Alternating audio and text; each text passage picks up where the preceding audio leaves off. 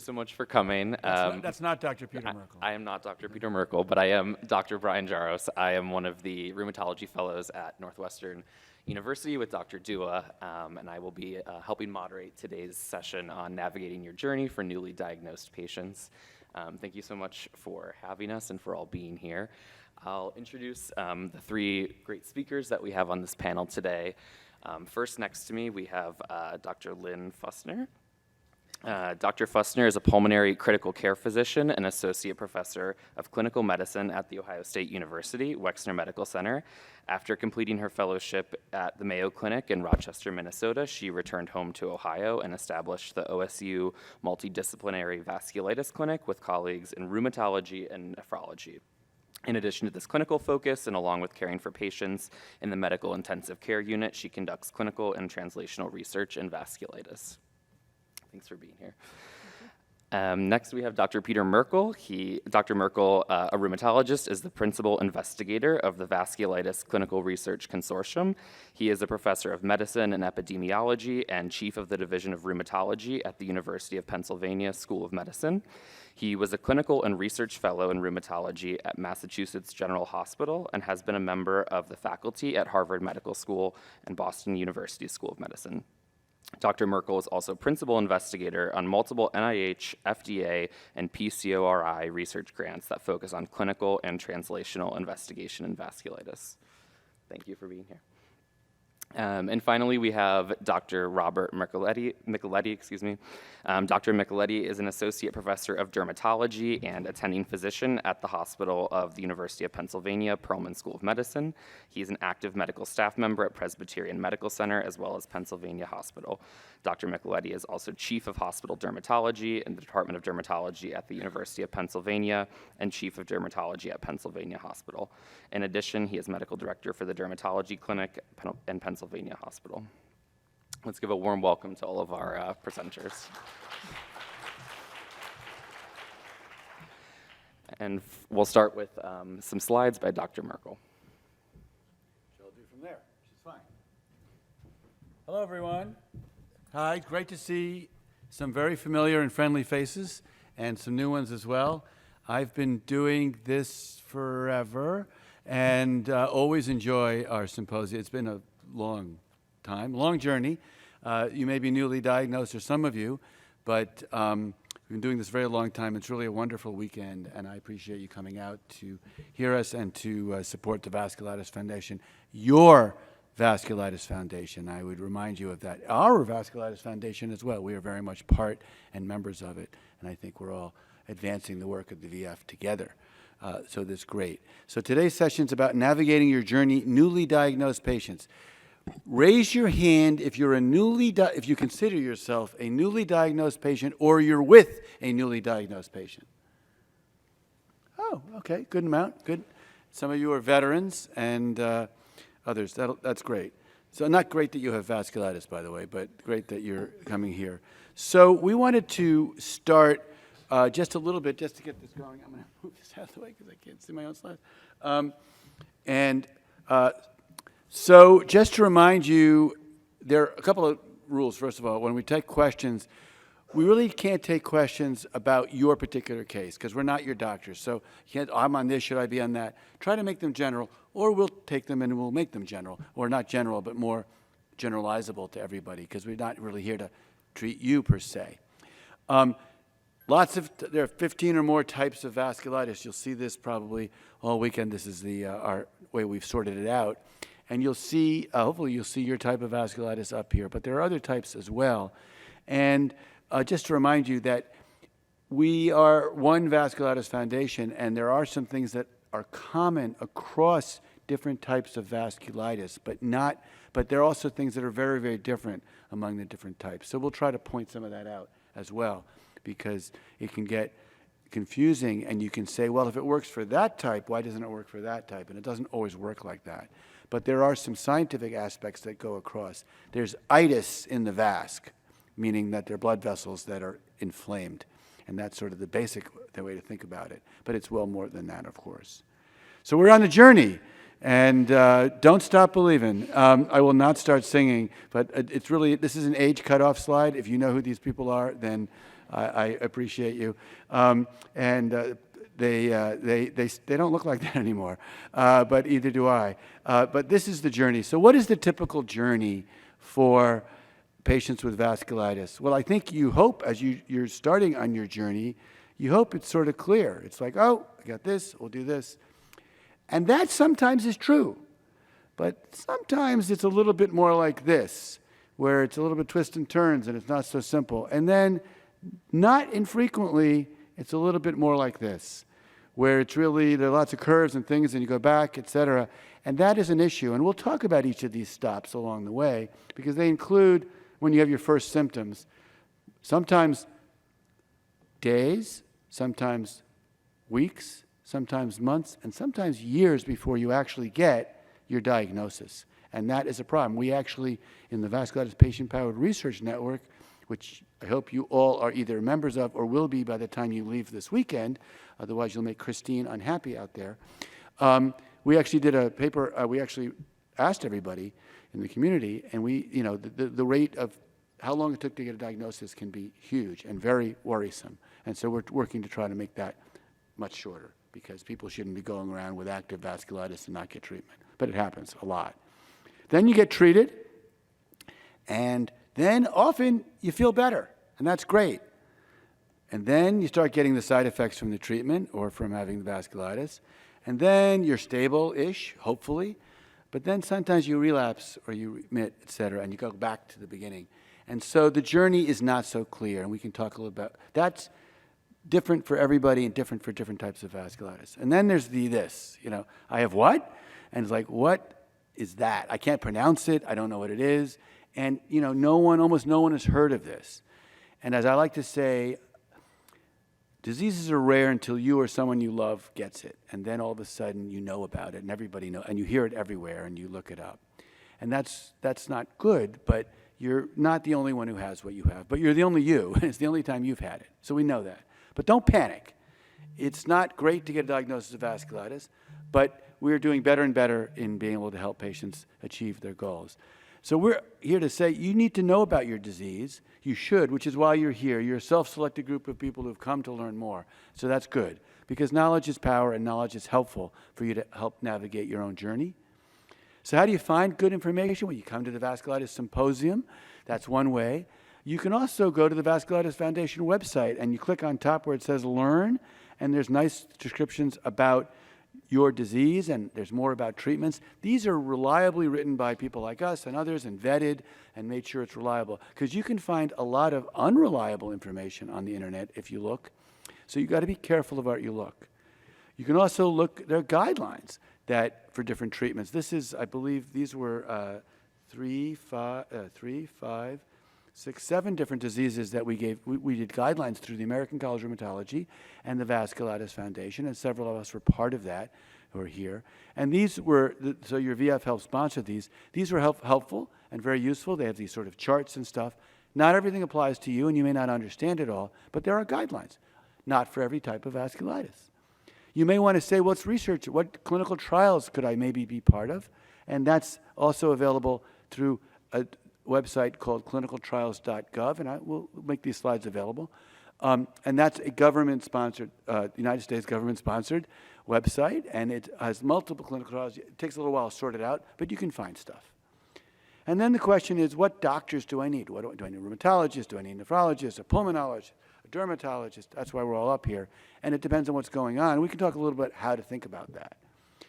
You really need to know the treatments you're on, whether they're pills or injections or intravenous, or nothing, which is sometimes the appropriate treatment. But you need to know what you're on and what they're all about, what's the good, what's the bad. There are no drugs that don't have side effects, but you need to know. And you need to know the warning signs of, I'm not trying to, but what do I need to look out for? I feel great, what do I need to look out for? Is it going to be like I had before, or is it something different? And what do I need to worry about with these medications? And then we should talk a little bit about how do you make your plans. I like to, for most of our patients, say don't give up your life goals, don't give up your dreams. Let's work together, figure out a treatment plan that works for you. Clearly that doesn't always work. The journey changes. People changed after they have serious illness. But think about it and think beyond just this first year, because this is going to be around. And so I think that's it. Oh, yes, you're not alone. You have all of us, you have each other, you have resources, you have hopefully a treatment team that you trust. And we are learning a lot about vasculitis. It is a very different field than when I was a fellow, like you are, in the last century, that we really had many, many fewer treatments, and they were really problematic. So we've made great progress in some forms of vasculitis, but not others. We shouldn't be happy till everybody's cured and nobody's on prednisone. But we're learning more about it. There's more research being done in vasculitis now than ever before, and we are going to learn stuff. So I thought I'd start with that, and we could go back. What do you guys think, and go through some of these, or we could take questions. What would people like to do? We can refer to them as you do. So we're open to questions. Maybe I'll just speed back, and we'll see what happens. Yeah, so if anybody has a question for the panel, there's microphones at the front of the room here. They can come up and ask. Maybe we can start with that, and then otherwise we can continue with the slides. We'll start on this question. Yeah, use the microphones, please. Microphone? Yeah, you got to get up. We do have a handheld one, I think, somewhere, right, for some people who can't get up. But not everybody can get up. So. All right, my question is, I've recently diagnosed with the EGPA within the past year and a half, and they talk about flare-ups, and they talk about stable Remission. How do you know? I mean, How do you know? What a good question. How do you know? That's a great question, and it's applicable to any type. Oh, it's a key question. I think a lot of different ways to answer that one for sure. So there are kind of, the strict definitions of how we say someone is or is not active and that sort of thing. But I think on an individual basis, as much as anything, it's kind of you learning to sort out what's your new normal, what's a new baseline, what's different from day to day or month to month, and that sort of thing. And it can be very hard to define, and sometimes it's sort of a kind of a cumulative experience over time to say, all right, these are the outliers and the things that should get my attention. But I think it's a great question, and it's hard to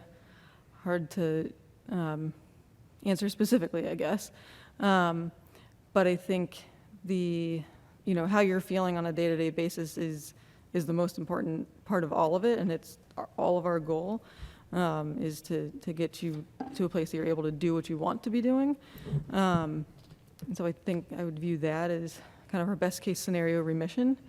But yes, those fluctuations, I think sometimes it can take a little bit of time to tease out what should get your attention. I can add sense, a little bit please? to that. Did you say EGPA? Okay. I think all types of vasculitis, and part of the reason that it's such a tough diseases to peg down and get diagnosed, all types of vasculitis have a myriad of different effects, right, in different parts of your body. And that's particularly true of EGPA. That's one that's notorious for taking forever to get a diagnosis because you have a lot of what we would call non-specific findings. And in the skin, that could be things like hives and rash and itching and other things that people don't think are EGPA, right? So when you ask the question about, how do I know if I'm okay, or how do I know if I'm perhaps going to have a flare or a relapse, which of course is a heavy psychological burden, right, to think about that. The reality is, there's all these things that can happen. So as was just said, it can be hard. I think if we could provide some advice or some context, it would be sort of the following, at least from my perspective. Educate yourself to kind of know your body and to know when you're not feeling well or something seems off, and feel empowered to mention that. You've already probably experienced times when you mentioned something and it kind of got blown off, or maybe you didn't mention it because you didn't think it was a big deal and it turned out to be a big deal later. So feel empowered to mention those things, but at the same time, just because you have something rare doesn't mean everything that ever happens from now and into the future is your EGPA. People with rare diseases are allowed to have regular stuff too. And I think that's important as well, because if you live your whole life worried about the next shoe dropping, right? again, that's a very heavy psychological place to be. So I think it comes with time, right? You get space to breathe. But I think being able to kind of strike the balance of an appropriate level of awareness without being hyper-aware, where it just dominates everything, right? And again, it's not, I can't give you like a specific, formula for that, but that's where you're trying to get to, I think. I agree with all of that, and I often tell, yes, you're allowed to get everything else people get, and my hope for my patients is that they will live a very long life. Like regular And die not of something bad else stuff, that I didn't cause. And so, but you asked, I think the question is, what's active disease? And that's often the question, what's remission? And I want to throw another word out there, which has a heavy load to it, which is damage. So we're constantly trying to decide what's active, what's inactive, and what's damage. And when we think of that scientifically and with our studies and in the exam room with you, active is active inflammation, active vasculitis. Mostly inflammation. There are other things that happen besides that. A process where the vasculitis is causing problems now and that should be treated. Most of the time should be treated. Sometimes low level of activity, we let it go because you're just not going to take 10 more milligrams of prednisone no matter what we say. And it may not be worth over-treating. But active is something inflamed. The kidneys have a problem. Your asthma is acting up. You have a rash. You have arthritis. You have something that we think together is due to the vasculitis, and we should think about whether to treat. Remission is not having that. So remission is the absence of active disease. So it's sort of how you define it. And so, but then you have to sort out, okay, well, is that headache from vasculitis, or is it because my spouse just did something to the car and didn't tell me, and now I'm sitting in a mess, or is it because of other things? And so that's what we work together to sort out. Damage is the effects of the disease, sometimes from treatment, that we think of as sort of permanent. So if you have a scar on your skin, or if you have some damage to your kidney, where you used to have 100% of kidney function, now you have 70%, which is a lot, which is good. But that's not necessarily going to come back at some point. We call that damage. Why is it important to know that? Because you don't want to over-treat that. If that's not coming back, don't over-treat it.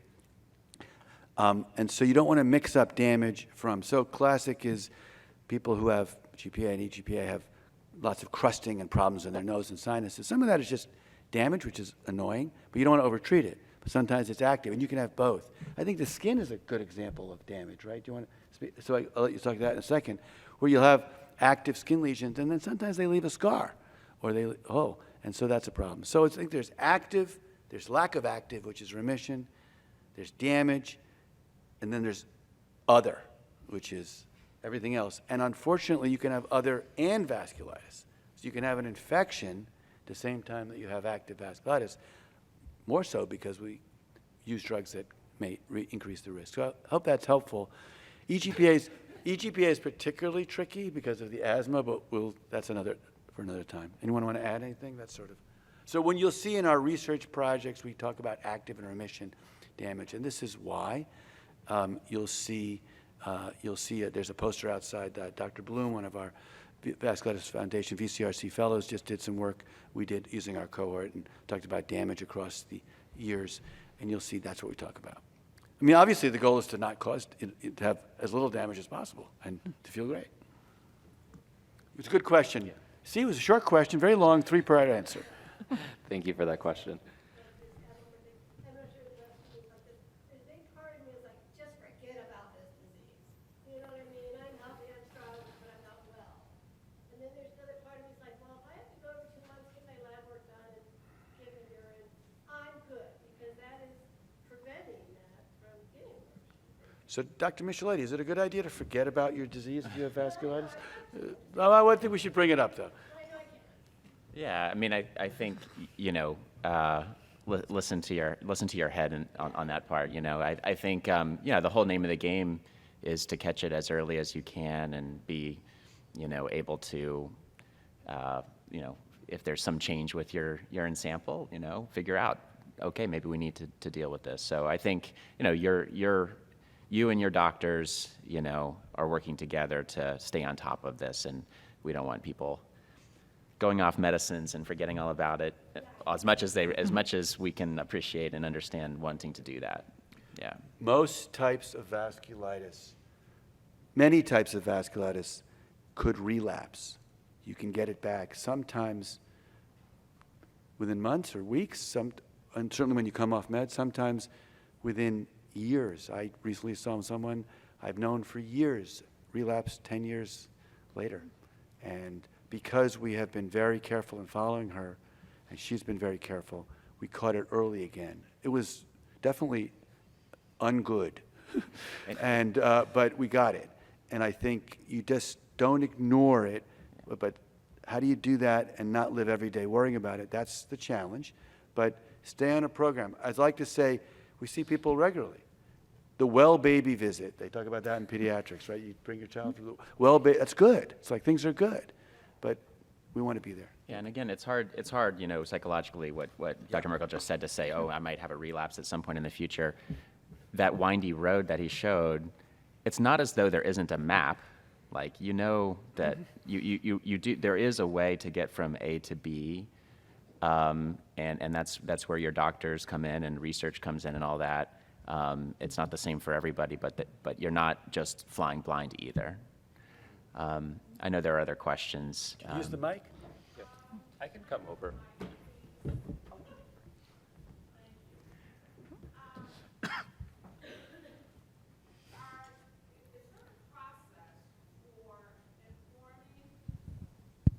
Particularly emergency department doctors, so that if a patient walks in the door with a rare form of vasculitis, they're not just standing there as more confused than the patient. And I ask that because just recently I was out running some errands, and it went past that general feeling of malaise, and I was struggling.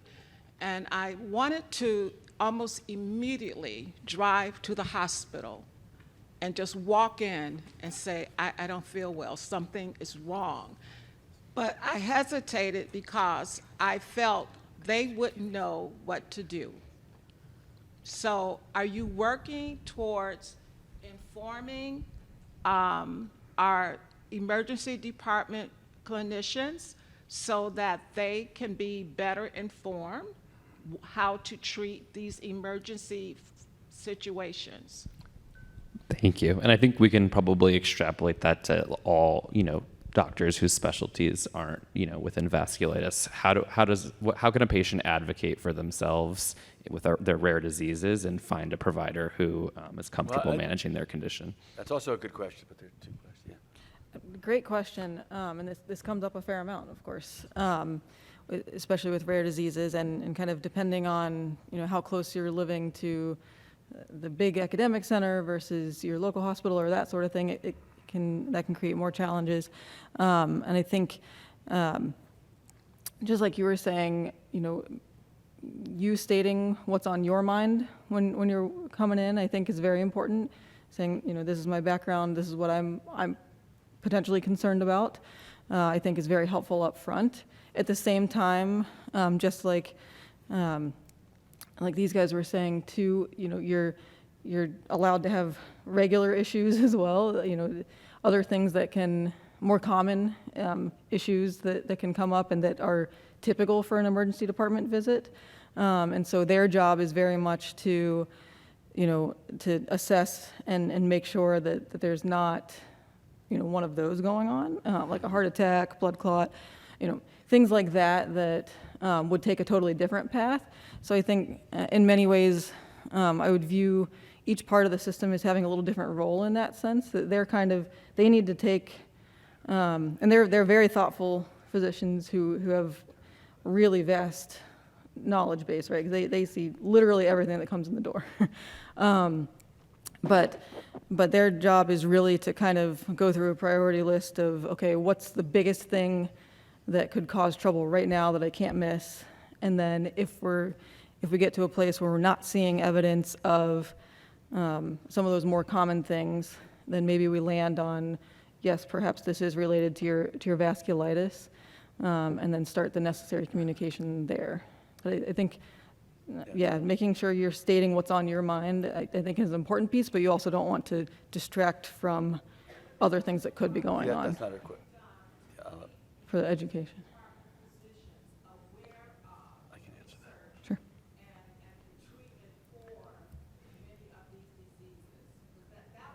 Yeah, that. Sure.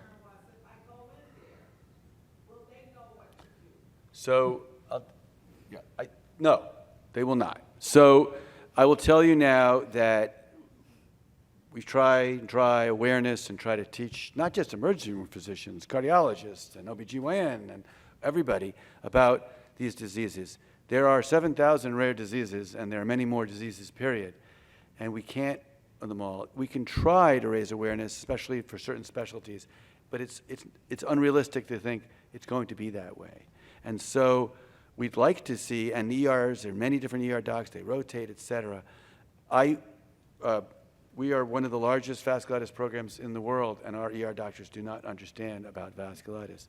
So I think we have to say, okay, we can do as much education as we can try, educate people in medical school, et cetera, to be aware of things. But I don't know about lots of weird cardiology stuff. I know to call a cardiologist. I think so the answer is it's a big challenge you've raised. How do you make awareness around so they don't misdiagnose as a complication?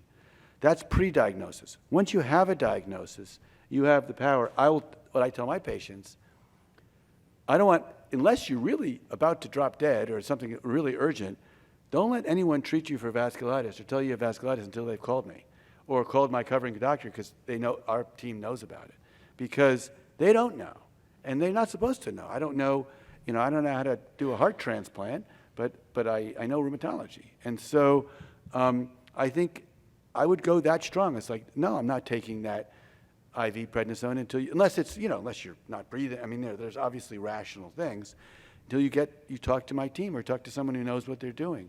And I think that's appropriate. I think, and we should work together. If you're being told to go to the, and your doctor could call the ER, and most of the time they won't call back. So it's not rudeness, it's just the craziness of the hospital. Hospitals are no place for sick people. They're crazy. And so I think you should advocate for yourself and say, can you get help in a nice way, and hopefully your doc or his or her cover physician will be available. I'm thinking about dermatology, and if you think nobody knows about vasculitis in general, I can tell you that nobody knows about dermatology. Yeah, unfortunately, you ask a great question, and unfortunately there are lots of diseases, where my patients go to the ER and the ER doesn't know about their disease. And I just want to make sure that, as was said earlier, that, hey, their job is to make sure that there's not something very wrong right now that's going to cause a major issue for you. And then when it comes to treating your condition, we want to make sure that you're getting treated by the specialists who know the condition, right? But let's just be practical for a second about, now that you have a diagnosis, what are some practical measures you can take? If you have the ability, if it's not an absolute emergency, if you have the ability to go to the hospital where your doctor resides, where they're going to have all your records and all your notes and everybody can see everything, that's way, way better than going to another place where they don't have all that information, where they're going to have to do a bunch of calling around to figure things out. I'm not telling everybody to go out and get a medical alert bracelet or something like that, but whether it's a little card that you carry or something else that just has your medications and your disease and your doctors and their contact information, I think that's tremendously helpful just to hand that to somebody and say, hey, this is what the story is and this is who to contact. And because you may have all that in your head, or if something's going wrong and you're not feeling well, you may not have that number or that doctor's name or all the medicines at the tip of your tongue. So I think those are some practical things that are relatively simple that you could do just to kind of prepare yourself. But I wish everybody knew about all these things, and we're equally good at treating them, but it's Put just not the ourselves case. out of business. I would add, I agree with that, having your records available.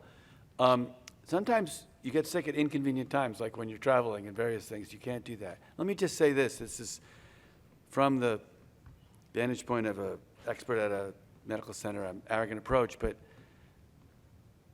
most of the time, the doctors you'll see somewhere else are happy to have help, actually. They don't know about this. They're happy to. Good doctors know what they don't know and are happy to have help. The ones that are annoyed by having to call, I'm sorry, too bad. So I think, get your people involved. I think you had a question. Do you want to come to the mic?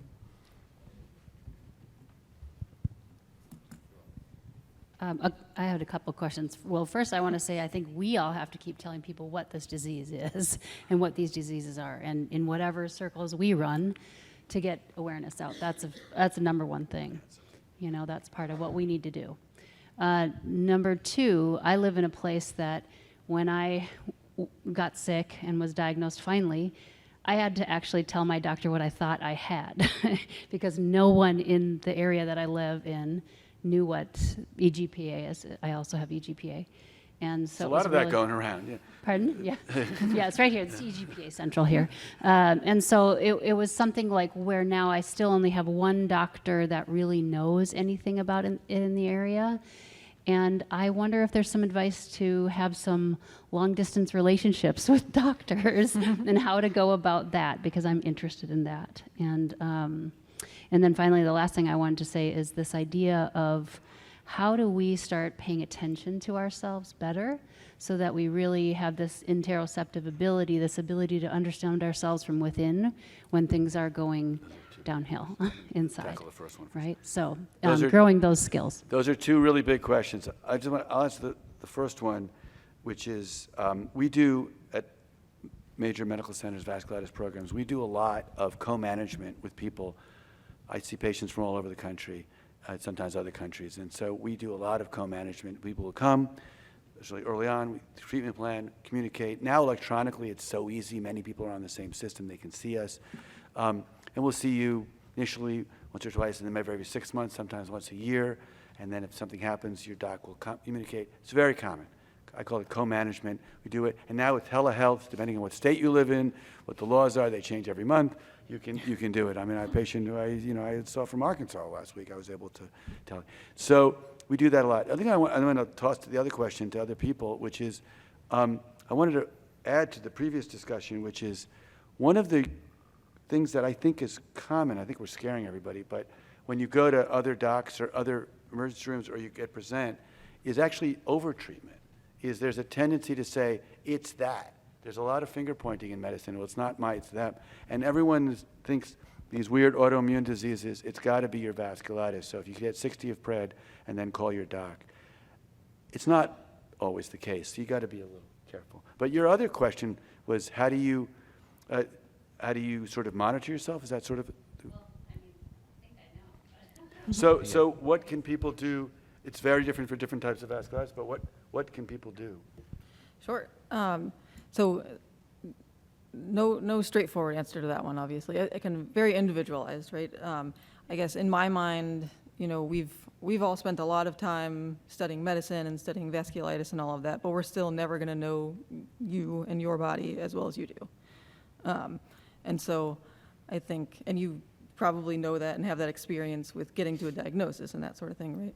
And so I think recognizing that about yourself, trusting yourself in that sense, trusting your gut is essential with this type of thing. Just like we were talking about before, though, there's a range of complete apathy and just not caring, and then overvigilance and and having it dominate your life and not being able to think about anything else. And you have to kind of find the balance somewhere in between of what's right for you. Like maybe you're an engineer and you want to track data and have graphs of They all do that. All the engineers do that. It is. Yeah, they come with 3 sheets stapled. And maybe that's what gives you peace, right? If you're tracking, okay, this is how I felt yesterday, and have whatever scale it is that you're looking at, and if that gives you peace, great. There are others that's not the right fit for. There are kind of working with your physician about what the right frequency of labs and visits and that sort of thing, I think is an important discussion.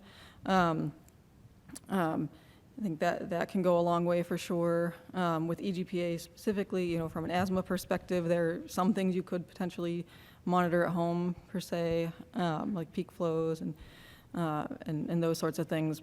potentially. But I think in the end, it really comes down to recognizing that you know yourself better than anyone else ever will, and kind of having that be the center. I think it's been well said already. Since I'm a dermatologist, I'll say something about the skin. I think in general, if you've had a disease, certain symptoms as a presentation of your initial condition, if there's going to be a relapse, we often are interested in, hey, is this similar to what you had before, right? Like similar symptoms, but it's not always the case that everything's exactly the same. It could be something new. For EGPA, I sort of mentioned before, there's lots of, fairly non-specific things that you can get, hives and eczema and so forth. Weird little bumps on your elbows and things like that are not proper vasculitis, quote unquote, if you were to biopsy it and look under the microscope, but might still be a feature of your EGPA. But again, people get all kinds of regular run-of-the-mill stuff too. And so nobody's necessarily expecting you to tell the difference. I think you bring that up. We talk about it. We decide. We ask ourselves, hey, do we think this is a feature of your EGPA? What else is going on? Is that the only thing? Well, if that's the only thing, then probably we're just going to try to treat your skin, but watch closely to see if something else happens, right? And so it's an evolution. To Dr. Merkel's point, we're not going to just blast somebody with prednisone because they've got some hives, whether or not they have EGPA, but we're going to watch closely. We're going to try to treat the hives, make them go away because they're not fun to have. So it depends, obviously, the type of vasculitis and the situation and all that. But again, your job is not to know the answer every time. I think your job is to take note of it and work with your doctor and make it a partnership. So I would add, I think that's really well said, and there really are a lot of features. I mean, Dr. Michelena and I published, he led on this analysis of all these different types of skin things. It's amazing how many things happen in different types of vasculitis. But I would add, you just mentioned an important point, which is once you have one symptom or one lab changes, what we like to do is we're looking for love in all the right places. We're looking for trouble, actually, in all the right places. And it's often the company it keeps. So if you have one thing, you have two, we begin to add the puzzle up and say, oh, this is active vasculitis. It's not something else. So once you have one thing, we want to look for other things because it can be something different than how you present it, and that's important. We published a paper some years ago where in the middle of a trial, in part of a trial, we were measuring patients every 3 months. We're looking at them and examining and taking data. One of the things we did is we asked patients to rate their own disease. Do you think your disease is active? How active do you think it is? And that's called a patient global assessment. How much do you think overall? And what we showed was that patients' global score went up, up's bad, even when the physician score was 0, right? We said it was remission. And when you look at the people who flared here, more often than not, the patient global was going up before then, or often. And so patients they didn't know exactly, but they were like, I don't feel so great. Or I feel like I did when I first got sick. When a patient tells me that, I do not like that. I listen to that, and that's a problem. On the other hand, anyone can have a bad day. So how do you balance that? But it is. But if you think you're not right, you're probably not right. And so I think it's worth, and in general, we'd much rather hear from you if you're having new problems or symptoms than not hear from you, because together we can sort out, is it vasculitis or not? Do we need to do further testing? Sometimes the answer might be, let's watch and wait, which is not exciting, but it's not bad. That doesn't mean let's ignore. It means let's watch and wait. Watchful waiting is not the same as ignoring. And sometimes that's going to be through the portal and through, email type thing, and sometimes it's going to be a call, or sometimes it's like, you got to come in. I mean, we can take pictures for skin, but it's nothing like seeing it. Mostly because if you send me a picture, I have to go over to him and ask him what it is. So, I think we have another question up front. and then we have some questions back there as well. Is there, in your experience, triggers that make people's vasculitis flare, or things that we could avoid that probably not a good idea to do X, Y, or Z, or avoid X, Y, and Z? Or is there no association? There's nothing that we do that triggers a relapse of our disease? That's probably the most controversial question that will be asked this weekend. Would you like to hit on that? Well, I have strong opinions on it. oh, well, if you have strong opinions, then please go ahead. I have strong opinions about everything. So some things are triggered. I mean, I'll let Dr. Foster talk about the triggering of asthma, for example. There's all sorts of things that can trigger that. And there are things that trigger skin that may or not be due to the vasculitis. Coming off of medications can be a good time when things trigger, to be honest. Coming off of medications, whether prednisone or other drugs, that may, I wouldn't call it triggering, but that's a time of risk of relapse. In general, though, there's been a lot of thinking, are there foods? Absolutely, we have no good data that any food particularly is good or bad for triggering or suppressing vasculitis.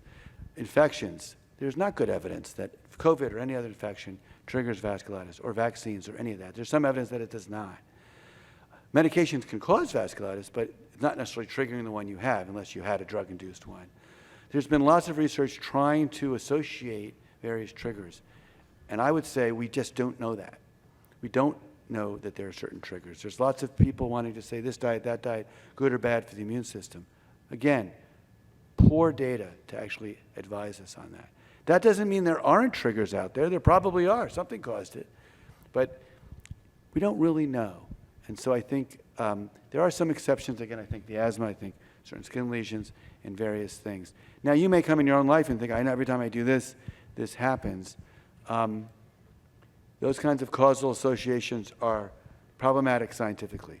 But they're almost certainly triggers. We just don't know what they are. I don't know if you want to differ. So we just have a few minutes left, actually, so I want to give the opportunity for one more question, and then we'll wrap up. Hi, I have a GPA, and I'm newly diagnosed about a year. And what I found is that whenever I go to the emergency room, if I don't feel well, it's an automatic admission. They're scared. The doctors, they're automatically, don't know what to do with me and stuff. It's really frustrating and I feel like there's so much that in vasculitis that is so unknown, or doctors just don't know where to look, or it's like they look at you with a puzzle. How do you kind of navigate through all of that, and how do you trust, and how do you figure out if they're looking in the right places, if this is vasculitis related or not? And it's just so hard to go through all that, not knowing, and I feel like the doctors don't know either. It's not very, I don't know, it's just not very settling. Yeah. No, another great question, and I think frustrating on a lot of sides there for everyone involved, I'm sure, but most of all you. I think there are certain things with GPA specifically, or in lots of forms of vasculitis, there are certain things that absolutely should be in the hospital. Alveolar hemorrhage, rapid change in your kidney function, needing oxygen, those sorts of things. There are certain things that should warrant hospital admission. And I'm not sure there's a lot of debate about that. But short of those, many things could be managed on the outpatient side if there was an opportunity for communication, kind of like we were getting at before. And I think that's really one of the challenges, kind of, if Friday night at 9 p.m. is a little tougher than 2 o'clock on a Tuesday as far as kind of getting care coordination rapidly. But I think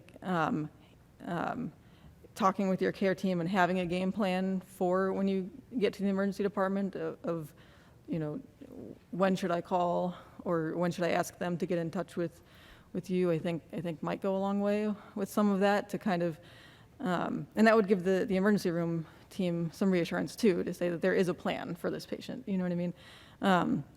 Because just like you're saying, they're worried that maybe the things that stick out to them from their training and education and stuff are the very scariest, most acute, life-threatening manifestations of GPA or whichever form of vasculitis, and they don't want to miss that.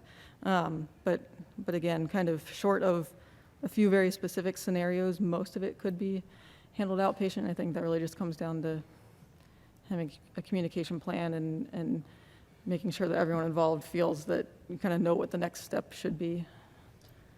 You know, when it comes to a rare disease, you know, if something like GPA is like 7 per million patients, right? Something on that order, you know, Dr. Merck, correct me if that number is wrong. Higher, okay. But still rare. Still rare. You know, a very rare disease, right? So the amount of comfort that an individual doctor is going to have with that's going to vary significantly, right? And so I think certainly, and I don't know your specific situation, but I think seeing a physician who knows about this at a referral center, an academic center, we talked about it earlier, you know, it could be that you make contact with that person, you see that person, and once your care is now on a stable road, you know, now you can see the local person and just coordinate, you know, over time. I mean, I think that what that looks like versus what it looks like to go to a place each time where it's like reinventing the wheel and they've only seen one case or no cases in their whole career, like that's a very different experience. So it's about, you know, getting the right care. And I know that I recognize that can be hard depending on where you live. And then the other thing that I'd say, and I know it's easy to say this now, and where this is a room full of people with a new diagnosis of vasculitis, perhaps we should now make you go talk to the people who've been dealing with it for much longer. That's the other room. That's right. I think that, and again, I don't want to generalize, but I think that what you're experiencing right now, I hope it is just this time of your disease experience. Not to say that there won't be bumps along the way, but like this craziness of every time you show up someplace, you get admitted and everything's, you know, reinvented every time. I don't think it's going to be like that the whole way through. I think that this is something that we expect to happen more kind of at this period of your disease. So I just want to sound that note of optimism as well. Yeah, funny, because I was going to end with that. I agree with you. I also think, you know, people call us all the time, my patients or about their own patients, and I think we're happy to, you know, liaise with people elsewhere. It's hard if you don't know the patient. But you can also say, have you seen this? Are you involved? There are a lot of doctors making good decisions out there. Don't think everybody knows nothing.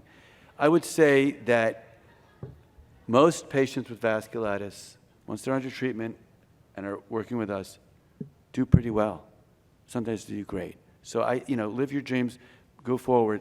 It's up front where it's a lot of the trouble. There's often it's ongoing, and I don't want to say every road is rosy, but people do well, and you should remember that. And we hope you do well. So thanks for listening to us. Thank you. Thanks for asking good questions. Great questions. Thank you all for being here and for the great questions. I think we'll end the session now and have a 10-minute break before the next session begins. Thanks again.